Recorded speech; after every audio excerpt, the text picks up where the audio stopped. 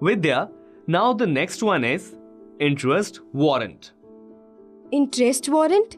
New term for me. Yes, Vidya.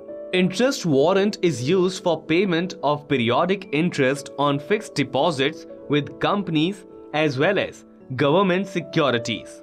These are special types of checks which are payable at par in various branches of a bank across the country.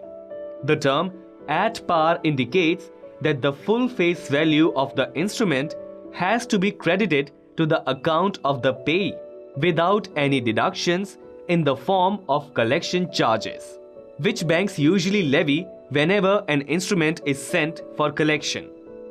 Interest warrants have been in vogue for a very long time. So, what is face value? Vidya, face value, also referred to as par value or nominal value, is the value written or shown on the face of a securities certificate, including currency. Now, the next payment instrument is dividend warrants. Dividend warrants too are similar to the interest warrants and are usually payable at par to the shareholders of a company.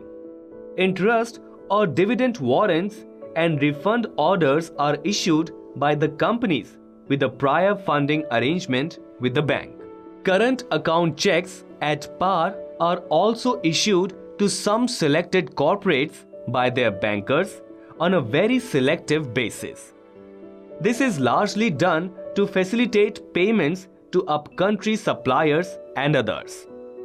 Vidya, the payment instruments described above are all paper-based and required to be tendered at specific banks for payment either in person or through another bank in clearing or through collection.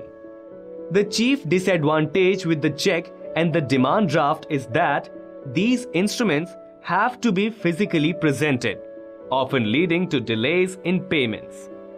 To overcome delays, fund transfer through the medium of telex was introduced. Baba, telex?